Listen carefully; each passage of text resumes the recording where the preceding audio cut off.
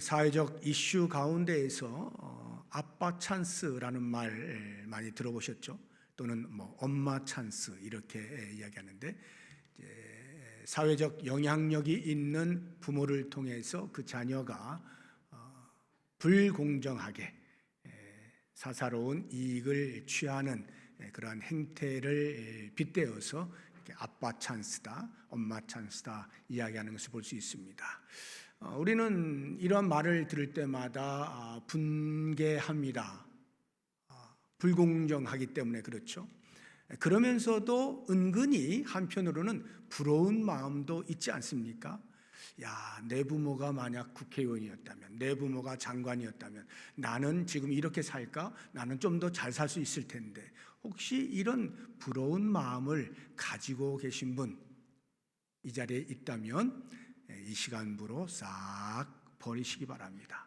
왜냐하면 그런 것과는 비교도 되지 아니하는 나의 아버지는 하나님, 여호와 하나님이시기 때문에 그렇습니다. 오늘 말씀의 제목이 하나님의 자녀인데요, 우리 모두는 다 각각 하나님의 자녀입니다. 이 세상에 어떤 부모의 권세와 견줄 수 없는 비교 불가한 최고의 권세를 가지고 계신 여호와 하나님께서 나의 아버지예요. 더 쉽게 이야기하면 나는 신의 아들이다, 신의 딸이다 이 말이에요. 내가 신의 아들이에요, 내가 신의 딸이에요. 얼마나 놀라운 일입니까? 어떻게 해서 우리가 하나님의 자녀가 될 수 있었는가? 한마디로 이야기하면 하나님의 지극한 사랑 때문에 그렇습니다. 1절 한번 보시기 바랍니다. 보라, 아버지께서 어떠한 사랑을 우리에게 베푸사 하나님의 자녀라 일컬음을 받게 하셨는가? 어떠한 사랑을, 이게 무슨 말이에요? 그냥 보여주신 그 사랑이 대충 누구나 이해할 수 있을 만한 그런 사랑이 아니라 도저히 이해에 불과한 어마어마한 그런 사랑을 우리에게 보여주셔서 우리를 하나님의 자녀 삼아주셨다 하는 것이죠. 구약시대에 하나님께서 이스라엘을 택하셔서 당신의 백성 삼으시잖아요. 이유가 무엇입니까? 근거가 무엇입니까? 다른 데 있지 아니합니다. 오직 한 가지입니다. 신명기 7장 7절 8절 보면 여호와께서 너희를 기뻐하시고 너희를 택하심은 너희가 다른 민족보다 수요가 많기 때문이 아니니라. 너희는 오히려 모든 민족 중에 가장 적으니라. 여호와께서 다만 너희를 사랑하심으로 말미암아, 여호와의 사랑하심으로 말미암아 애굽에서 구원하여 하나님의 백성 삼으셨다, 이렇게 말씀하고 있는 거예요.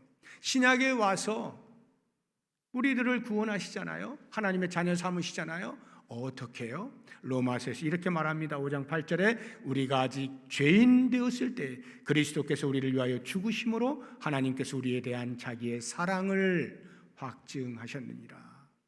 우리가 죄인이었을 때, 아니 더 나아가 하나님과 원수의 자리에 있을 때 하나님께서는 당신의 사랑을 통하여 우리를 구원하셔서 당신의 자녀 삼으셨다고 말씀하고 있는 것입니다. 놀라운 사랑이죠. 그래서 찬송가 304장을 보게 되어지면 그 작시가가 3절에 이렇게 하나님의 사랑을 표현하고 있는 것을 볼 수 있어요. 하늘을 두루마리 삼고 바다를 먹물 삼아도 한없는 하나님의 사랑 다 기록할 수 없겠네. 어마어마한 사랑이다. 그래서 저는 이러한 사랑을 초상식적 사랑이라고 표현하고 싶어요. 초상식적, 사랑을 초월하는, 사랑을 상식을 넘어서는, 상식을 초월하는 그러한 사랑이다. 이 말은요, 우리가 인간 사회에서 경험할 수 없는 사랑이라는 말이에요. 인간 사회에서 경험하는 것들은 상식이에요. 그런데 하나님께서 우리에게 보여주시는 그 사랑은 상식을 초월하는 사랑이에요. 그래서요, 이러한 초상식적 사랑을 받게 되어질 때 사람들은 이런 반응들을 보입니다. 첫째로 무시하는 거예요. 야, 그런 사랑이 어딨냐? 너 그런 사랑 받아본 적 있어? 우리 주변에 그런 사랑 찾아볼 수 있니? 그건 말도 안 되는 거야. 그냥 종교니까 하는 말이지 하고 무시함으로 하나님의 사랑을 거절하는 것입니다. 그런가 하면 이런 종류의 사람도 있어요. 그게 너무 좋잖아요. 하나님이 우리를 사랑하셨다. 너무 좋으니까요. 당신의 자녀 삼으셨다. 너무 좋으니까요. 양심적 수용을 하는 것입니다. 이게 무슨 말이냐면 그냥 밖에는 양심이 도저히 꺼려지는 거예요. 야, 내가 뭐 그 사랑을 받을 만한 아무런 것이 없는데 어떻게 그 사랑을 받는단 말이야? 양심이 있지 하고는 양심적 수용을 해요. 다시 말하면 그래, 하나님께 나를 그만큼 사랑하셔서 자녀 삼으셨다고? 그래, 알았어. 그럼 나도 그 정도는 아니더라도 적어도 내 쪽에서 최소한의 표현은 해야지, 노력을 해야지, 애써야지, 정성을 들여야지 하면서 열심히 종교 행위를 하는 거예요. 그렇게 되면 그 모든 종교 행위는 전부 의무가 돼요. 의무가 되면 아무런 자원함이 없고 즐거움도 없고 하나님께서 우리에게 원하시는 바 그 영광스러움을 구현해낼 수가 없어요. 그저 그냥 받은 게 너무 크니까 그거에 대해서 내가 어떻게 해서라도 조금이라도 이렇게 해볼까 하는 심정으로 하는 이런 양심적 수용을 하는 사람들이 있어요. 근데 이러한 경우도 역시 하나님의 사랑을 제대로 깨달은 게 아니죠. 그러면 어떻게 하면 우리가 하나님의 사랑을 액면 그대로 받아들일 수 있을까? 우리의 힘으로는 안 돼요. 오직 성령이 역사하셔서 우리의 굳은 마음을 부드럽게 만드실 때 비로소 우리는 그 사랑을 받아들일 수가 있게 돼요. 그리고는 감격을 하는 거죠. 무릎을 꿇는 거예요. 나 같은 죄인을 살리신 주 은혜 놀라와 하면서 지극한 겸손함으로 감사히 그 사랑을 받게 되는 거죠. 우리가 바로 그와 같은 사람들입니다. 그렇다고 하면 하나님께서는 과연 어떻게 우리를 하나님의 자녀 삼으셨나? 하나님의 사랑은요, 우리를 자녀 삼으심에 대한 동기입니다. 동기예요. 방법은 자기 희생입니다. 하나님께서는 당신의 독생자 예수 그리스도를 이 땅에 보내셔서 그분을 통하여서 우리를 구속하시고 우리로 하여금 하나님의 자녀의 명분을 얻게 하시죠. 우리 갈라디아서 4장 4절 5절 같이 한번 읽어보겠습니다. 때가 참에 하나님이 그 아들을 보내사 여자에게서 나게 하시고 율법 아래에 나게 하신 것은 율법 아래에 있는 자들을 속량하시고 우리로 아들의 명분을 얻게 하려 하심이라. 그리스도의 십자가에서의 대속 속량을 통하여 우리로 하나님의 자녀의 명분을 갖게 하셨다 하는 것입니다. 이러한 하나님의 자녀됨의 권세를 무엇과 비교할 수 있어요? 세상의 어떤 부모의 그 영광과 권세와 견주어서 나는 내 아버지는 하나님이야 이렇게 할 수 있겠어요? 비교 불가한 거예요. 절대적이고 최고의 특권을 누리는 자가 하나님의 자녀인 겁니다. 그러면 실제적으로 하나님의 자녀가 어떠한 특권을 누리는가? 눈에 보이는 게 뭐가 있나? 별로 없어요. 성경이 이야기하고 있는 특권이라고 하는 것은요, 미래에 우리의 삶이 보장된다라고 하는 것을 특권으로 이야기를 하고 있습니다. 다시 말하면 찬란하고 영광스러운 미래가 보장된 삶, 이것이 바로 하나님의 자녀가 누리는 특권이라고 하는 것입니다. 인간은요, 자기의 장래에 어떤 일이 일어날지 알지 못합니다. 2절을 보세요. 사랑하는 자들아, 우리가 지금은 하나님의 자녀다. 장래에 어떻게 될지는 아직 나타나지 않았다. 장래에 우리가 어떻게 되어질 것 잘 모른다는 거예요. 우리 미래는 잘 몰라요. 왜 모르느냐? 그 미래는 하나님의 영역이기 때문에 그렇습니다. 신명기 29장 29절에 이렇게 표현하고 있어요. 감추어진 일은 우리 하나님 여호와께 속하였거니와 나타난 일은 영원히 우리와 우리 자손에게 속하였다. 그래서 우리는 나타난 일에 대해서 우리가 할 일을 하는 것뿐이에요. 그런데 우리의 미래는 하나님께서 감추어 놓으신 영역이에요. 그래서 우리가 들추어내면 안 되는 것이고 아는 척하면 안 되는 것입니다. 마치 우리의 미래에 대해서 다 아는 것처럼 섣불리 함부로 이야기하면 이단인 거예요. 그게 이단으로 빠지는 지름길인 거죠. 교주들이 전부 우리의 미래에 대한 이야기하면서 사람들을 현혹하여서 빠뜨리는 거 아닙니까? 미래에 대해서는요, 하나님의 영역이기 때문에 우리는 지극히 겸손하게 아주 조심스럽게 다뤄야 되는 거예요. 하나님의 말씀 속에서도 미래에 대한 이야기가 나올 때 우리는 아주 신중해야 돼요. 조심스럽게 해석하고 추론할 수 있어야 하는 것입니다. 그런데 놀랍게도 그렇게 알 수 없는 미래의 영역 속에서도 오늘 사도 요한을 통해서 우리가 알 수 있는 아주 명확한 세 가지가 있다라고 알려주고 있습니다. 그 명확한 세 가지가 뭐냐? 그 첫 번째, 우리의 미래에 주님께서 반드시 다시 오신다 하는 것을 우리로 하여금 알게 하셨습니다. 2절 보시면요, 중간에 그가 나타나시면 이렇게 돼 있죠. 그는 예수님이고, 나타나시면이라는 말은 나타나실지 안 나타나실지 모르지만 혹시 나타나시면 이런 뜻이 아니에요. 나타나실 때라고 하는 확정적 표현입니다. 주님은 반드시 다시 오십니다. 이게 성경 전체가 우리에게 이야기하고 있는 거예요. 데살로니가 후서 한번 보겠습니다. 데살로니가 전서죠. 4장 16절인데요. 주께서 호령과 천사장의 소리와 하나님의 나팔 소리로 친히 하늘로부터 강림하실 것이다. 이 이야기는요, 예수님이 십자가에서 죽으시고 부활하시고 승천하신 이후에 사도 바울이 데살로니가에 있는 교회 성도들에게 주님 언제 오실 겁니까? 라고 이렇게 목매고 있는 그들에게 위로의 말씀으로 주신 거예요. 그러니까 예수님이 다시 반드시 오실 것이다, 이렇게 이야기하고 있는 것입니다. 성경의 모든 예언이 다 성취가 되었거든요. 역사 속에서 오직 하나가 남아있다면 그것은 주님의 다시 오심이에요. 지금까지의 모든 예언들이 구약으로부터 시작해서 쭉 성취가 되어 왔다는 사실만 보아도 이제 마지막 남아있는 한 가지, 주님의 다시 오실 이 예언의 말씀도 반드시 성취되어질 것이라고 하는 것은 너무나 쉽게 추론해 볼 수 있는 내용인 것이죠. 두 번째로 우리가 우리의 미래에 대해서 알 수 있는 것은 주님의 참모습을 보게 된다는 것인데요, 2절 뒷부분을 보시게 되면 그의 참모습 그대로 볼 것이다, 이렇게 말씀을 하고 있습니다. 지금 우리가 예수님을 배우는 것은 말씀을 통하여 배우는 거예요. 그래서 우리가 머릿속에서 이렇게 그려가는 것이죠. 예수님이 이런 분이시지, 이런 분이시지, 말씀을 통해서 우리가 아는 거예요.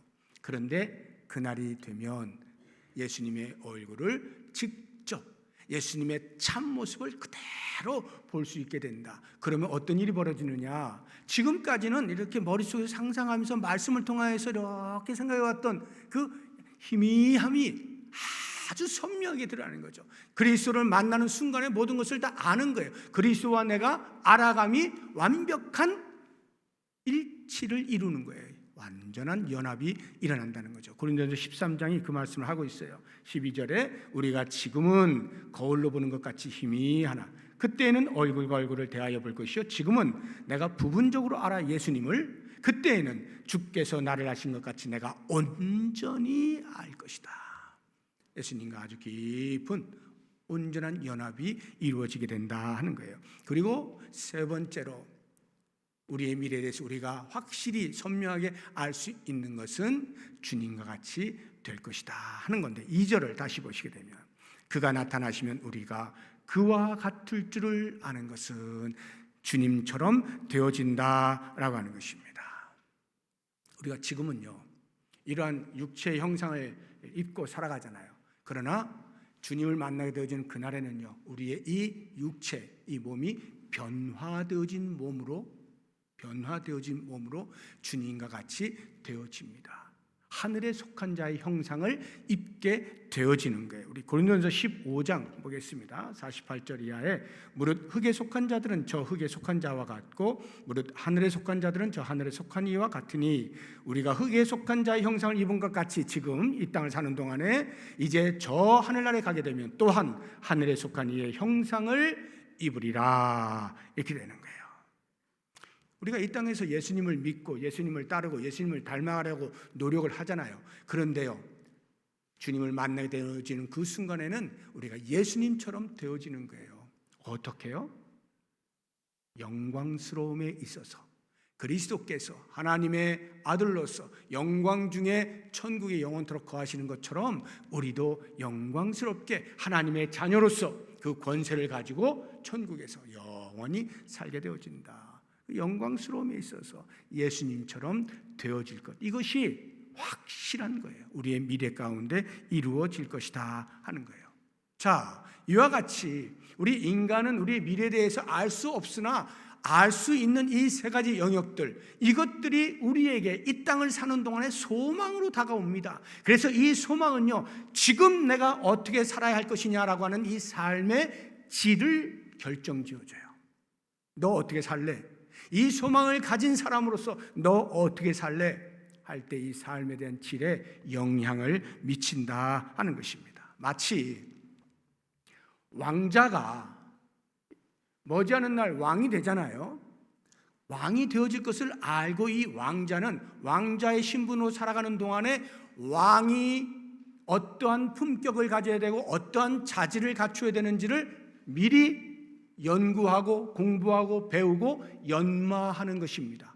왕자의 신분으로 있을 때 우리가 이 땅을 살아가는 동안에 하나님의 자녀로 살지만 이제 저 하늘나라에서 완벽한 영광 중에 거할 그 소망을 가진 자로서, 그것을 알고 있는 자로서 이 땅을 사는 동안에 그 영광스러움에 걸맞은 삶의 준비를 한다 이 말이에요. 훈련을 받는다 하는 것이죠.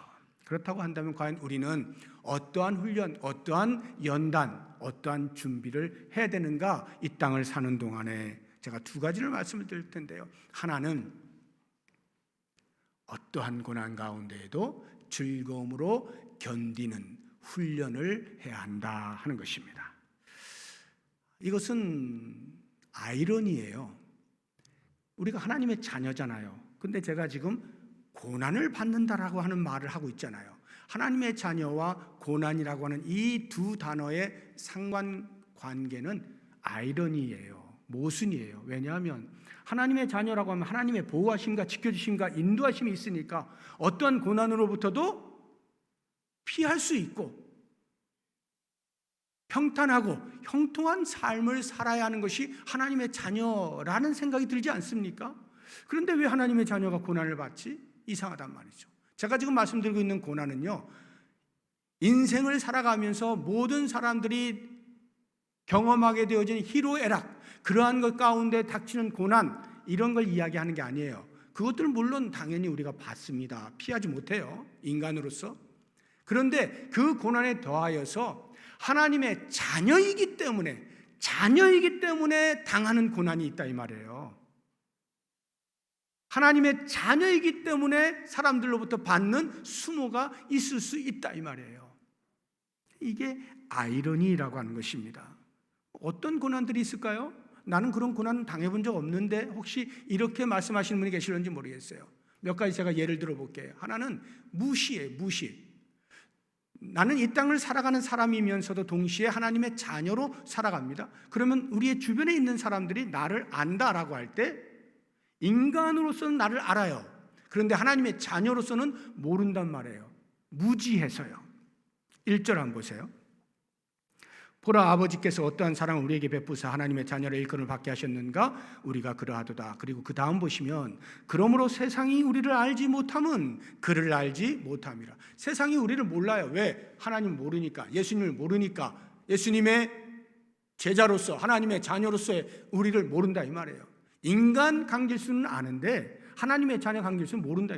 그러니까 무시해버려요. 이런 것들, 물론 이것은 직접적인 우리가 당하는 고난은 아닙니다. 근데 그로 인해서 이제 발생하는 것들을 보시게 되면 미움을 받게 되어집니다. 왜 미움을 받느냐? 소속이 다르다는 이유 때문에 미움을 받아요. 요한복음 17장 14절을 보면 예수님께서 이제 하늘나라에 올라가시기 전에 남겨지는 제자들을 위해서 하나님 앞에 기도하는 겁니다. 하나님 하고 기도하는 내용이 나오는데요. 내가 아버지의 말씀을 그들에게 주었사오매 세상이 그들을 미워하였사오니.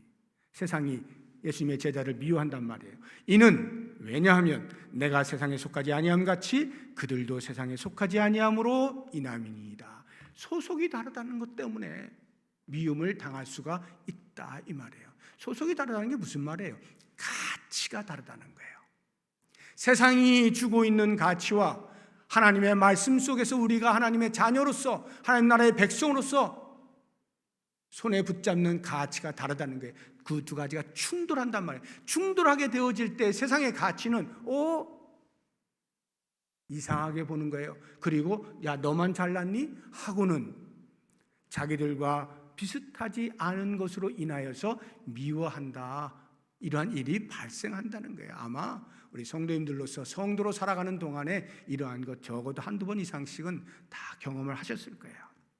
그런가 하면 좀 더 심하게 고난을 받는 게 있다면 조롱을 받는 거예요. 그리고 핍박을 받는 이러한 일도 일어나게 됩니다. 이것은요, 세상 사람들이 우리를 잘못 이해해서 착각으로 인하여서 나타나는 현상인데요. 무슨 말이냐? 기독교인들은, 예수 믿는 사람들은 힘이 없다고 생각하는 거예요. 싸울 줄 모른다고 생각하는 거예요. 그래서 자기가 가지고 있는 힘으로 얼마든지 누를 수 있다라고 생각을 하고 조롱하거나 핍박을 하는 거예요. 예수님 당시에 유대 종교 지도자들인 바리새인들, 서기관들, 제사장들 이러한 사람들이요, 예수님을 십자가에 못 박으면서 자, 내가 힘을 보여줄게. 너 한번 내려와봐. 십자가에서 내려와봐. 내가 너를 이렇게 못살게 구는데 너 힘이 있으면 한번 내려와봐. 예수님이 얼마나 큰 권세를 가지고 계신 분인가를 모르고 착각을 하고 그들은 마치 자기들이 힘이 있는 것처럼 자기들이 마음대로 할 수 있다고 착각을 하면서 십자가에 못 박으면서 그렇게 조롱을 하고 핍박을 하는 것입니다. 우리 마태복음 한번 볼까요? 27장 42절인데요. 그가 남은 구원하였으되 자기는 구원할 수 없도다. 그가 이스라엘의 왕이로다. 조롱하는 거예요. 지금 십자가에서 내려올지어다. 그리하면 우리가 믿겠노라. 너 십자가에 내려올 수 있어? 우리가 못 박았는데 너 내려올 수 있어? 그런 힘이 있어? 없지. 하고는 마음껏 짓누르는 거예요. 마치 자기들이 힘이 더 센 것처럼 착각을 하면서 말이죠. 예수님께서 왜 안 내려오셔요? 힘이 없어서요? 아니죠. 힘으로 구원할 일이 아니었기 때문에 하나님의 지극한 사랑과 사람들을 향한 평화를 위하여서 십자가에서 그대로 못 박혀 마치 힘 없는 사람처럼 조롱과 핍박을 그대로 다 감내하시고 십자가에 죽으시는 거죠. 우리가 이 땅을 사는 동안에 하나님의 자녀이기 때문에 이러한 고난을 받을 수 있다 이 말이에요. 어떤 성도님들 가운데는 왜 우리가 그렇게 힘없는 사람처럼 그렇게 굴어야 돼? 우리도 할 말 다 해야 되는 거고 우리도 힘으로 대항해야지, 이렇게 말씀하시는 분들도 계셔요. 물론 할 말 할 때 할 수도 있어요. 그러나 힘으로 아닙니다. 우리는 힘으로 사는 존재들이 아니에요. 예수님이 그것을 보여주셨어요. 그래서 우리가 그리스도를 믿고 하나님의 자녀로 산다라고 할 때는 힘으로 하는 것이 아니라 사랑으로 평화로 하는 것임을 잊지 말아야 하는 것입니다. 그래서 우리는 때때로 당하는 고난이 있다는 것 꼭 기억을 해야 돼요. 자, 그러면 이러한 고난을 받을 때 순리적으로 반응을 한다면 어떻게 반응을 하겠어요? 고난이 너무 심하면 아프다, 힘들다, 어렵다 하고는 그냥 하나님의 자녀라고 하는 것을 포기할까? 이런 생각할 수 있고요. 그걸 차마 포기할 수 없으니까 하나님께 원망하는 거죠. 하나님, 왜 나를 보호해 주시지 않습니까? 왜 이런 고난으로부터 나를 건져주지 않습니까? 하나님이 능력이 있으시면서요 하고 이렇게 원망하고 푸념할 수 있겠고요. 또 다른 순리가 있다라고 한다면 대항하는 것이죠. 네가 나한테 그런다고? 그래, 나도 힘이 있음을 보여주마. 뭐 이렇게 대항하는 방법이 있을 수 있겠어요. 그런데 성경은 우리에게 이야기합니다. 하나님의 자녀의 삶은 그러한 고난 가운데 있을 때 역설을 보여달라는 거예요. 역설, 파라독스예요. 어떻게 해요? 고난을 받되 즐거움으로 견뎌내라는 거예요. 고난을 당하는데 즐거움으로 버텨내라. 그래서 사도 바울이 이렇게 고백을 합니다. 로마서 5장 2절 4절인데요. 같이 우리 고백하는 심정으로 읽어보겠습니다. 또한 그로 말미암아 우리가 믿음으로 서 있는 이 은혜에 들어감을 얻었으며 하나님의 영광을 바라고 즐거워하느니라. 다만 이뿐 아니라 우리가 환난 중에도 즐거워하나니 이는 환난은 인내를, 인내는 연단을, 연단은 소망을 이루는 줄 알미로다. 그 소망을 바라보고 고난 가운데 있을 때, 환난을 당할 때 오히려 즐거워하겠다, 이렇게 고백을 하는 거예요. 그래서 사도 베드로도 흩어진 그 디아스포라 성도들을 향하여서 이런 권면을 하죠. 베드로전서 4장 13절인데요. 오히려 너희가 그리스도의 고난에 참여하는 것으로 즐거워하라. 이는 그의 영광을 나타내실 때에 너희로 즐거워하고 기뻐하게 하려 함이라. 고난을 당할 때, 그리스도로 말미암아 당하는 고난이 있을 때 즐거워하고 기뻐하라는 거예요. 어떻게 해서 사도 베드로가 이런 권면을 할 수가 있었고, 어떻게 해서 사도 바울이 그러한 고백을 할 수 있었을까? 그것은 예수님께서 그렇게 가르치셨기 때문에 그렇습니다. 예수님의 산상수훈을 보시게 되면 이렇게 가르치시죠. 마태복음 5장 11절 이하인데요. 나로 말미암아 너희를 욕하고 박해하고 거짓으로 너희를 거슬러 모든 악한 말을 할 때에는 너희에게 오히려 복이 있나니 기뻐하고 즐거워하라. 하늘에서 너희의 상이 큼이라. 너희 전에 있던 선지자들도 이같이 박해하였느니라. 너희만 고난당하는 것이 아니라 예부터 계속해서 그런 고난을 당했느니라. 그러므로 그렇게 고난을 당할 때 오히려 기뻐하고 즐거워해라. 왜? 하나님의 자녀임이 증명되어지는 것이니까. 하늘에 속한 자임을 세상이 아는 것이니까. 그러니까 오히려 고난을 당할 때 기뻐하고 즐거움으로 잘 견뎌내라, 이렇게 말씀하고 있는 거예요. 이것이 바로 이 땅을 사는 하나님의 자녀, 저 하늘나라에 대한 참된 소망을 가지고 있는 하나님의 자녀가 연마해야 할 자질이다, 이렇게 말씀하고 있는 거예요.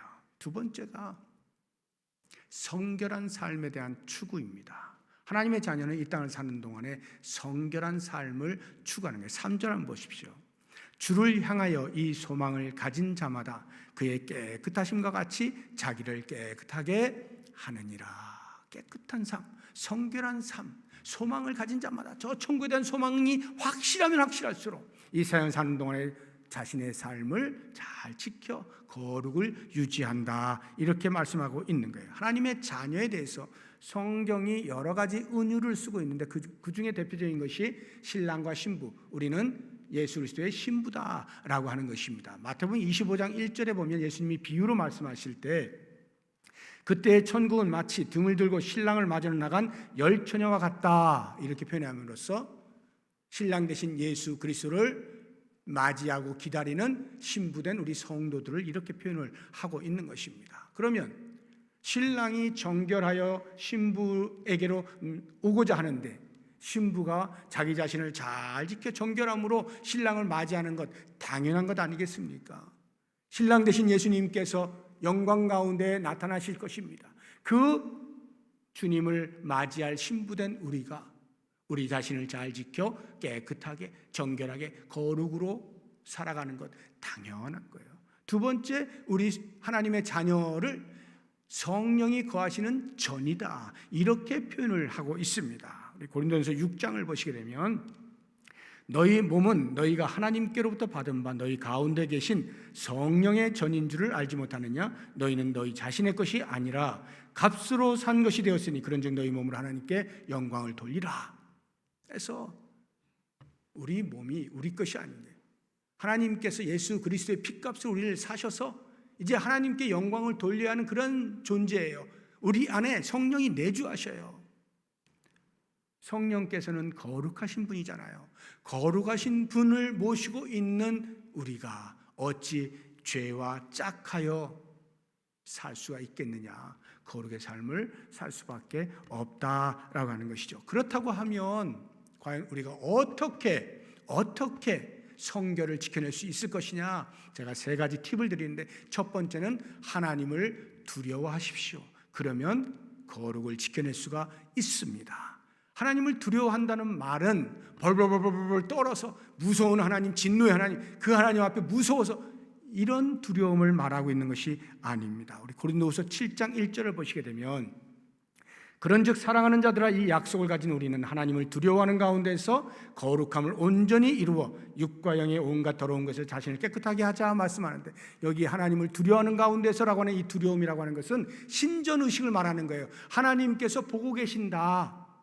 하나님이 보고 계시는 그 앞에서 나는 어떻게 생활해야 될까? 거룩하신 하나님의 눈 앞에서 마지막 날 우리가 하나님 앞에서 결산할 때 우리의 모든 행위에 대하여 생각조차도 다 고해야 되는데, 그때는 하나라도 남김없이 전부 드러나거든요.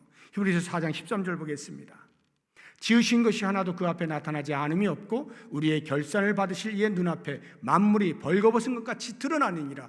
그렇게 다 드러나게 되어질 그 하나님 앞에 서게 되는 그날을 생각할 때 우리는 지금 이 순간을 하나님 앞에서 사는 존재로 살아가게 되어질 때 거룩의 삶을 지켜낼 수 있다 하는 거예요. 두 번째, 어떻게 성결을 지킬 수 있을 것이냐? 신앙생활의 기본만 잘 지켜도 지켜낼 수가 있어요. 신앙생활의 기본하면 크게 두 가지입니다. 하나는 하나님의 말씀, 또 하나는 기도 생활이에요. 말씀과 기도거든요. 말씀과 기도 생활만 잘 해도 지켜낼 수가 있습니다. 우리 디모데전서 4장 한번 보겠습니다. 4절 5절인데요. 하나님께서 지으신 모든 것이 선하매 할 때, 여기 지으신 모든 것은 음식에 관련되어진 거예요. 이 말씀은 음식들이 막 먹을 거냐 못 먹을 거냐 이런 거 구별하고 있는 그때에 말씀하고 있는 거예요. 감사함으로 받으면 버릴 것이 없다. 하나님의 말씀과 기도로 거룩하여지기 때문이다. 이 말씀은요, 하나님의 말씀과 기도로 그 더러운 음식, 죄가 있는 그 음식이 깨끗해지니까 먹을 수 있다, 이런 뜻이 아니고요. 우리의 삶이 하나님의 말씀과 기도 생활을 통하여서 늘 거룩을 잘 유지하고 있다면, 그러한 거룩의 삶을 살고 있는 성도에게는 음식은 아무런 문제가 되지 않는다, 이 이야기를 하고 있는 거예요. 다시 말하면 우리의 말씀과 기도 생활을 통하여서 음식뿐만 아니라 모든 일어나는 일들에 대하여 우리는 거룩을 지켜낼 수 있다라고 이야기하는 거예요. 우리의 기본만 잘해도, 신앙생활의 기본만 잘해도 거룩을 지켜낼 수 있어요. 마지막 세 번째, 성도와 교제함을 통하여서 우리의 거룩을 지켜낼 수가 있습니다. 디모데후서 2장 22절인데요.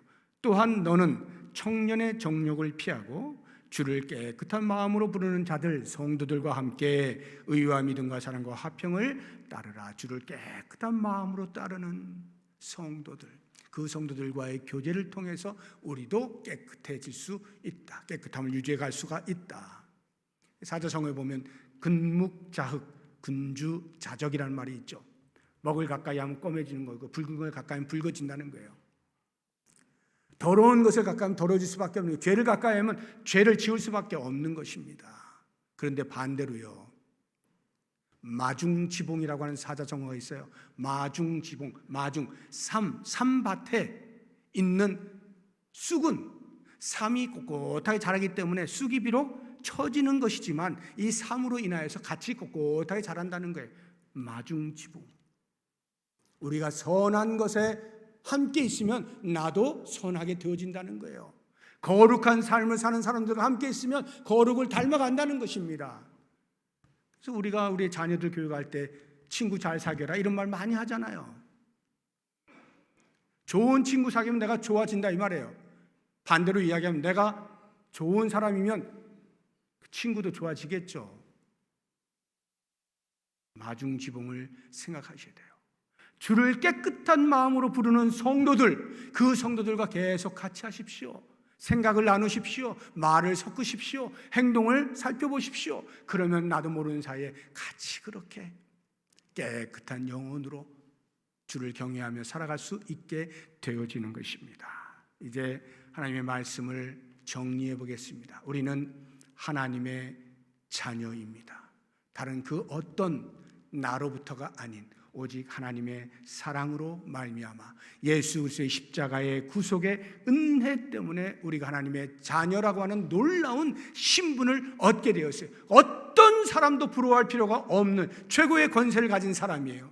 그 가운데 특권 중에 특권은 우리의 미래, 그리스도께 다시 오시는 그날 그리스도를 눈으로 직접 배웠고 내가 그리스도처럼 되어진 이 놀라운 특권을 누리는 소망으로 살아가는 존재예요. 그러므로 이 땅을 사는 동안에 그 소망이 나의 삶을 지배함으로써 고난 가운데에도 얼마든지 즐거움으로 견뎌내고 마지막 날 주님께서 주실 복을 누릴 소망을 가지면서 또 하나 내 마음 가운데 이 세상의 가치를 거슬러서 계속하여 성결을 추구하며 살아갈 수 있는 이와 같은 하나님의 자녀됨의 삶, 이러한 삶을 우리 모든 성도님들 사시고 영광 가운데 우리 모두 같이 만날 수 있는 그날이 오기를 주의 이름으로 축복합니다. 기도하겠습니다.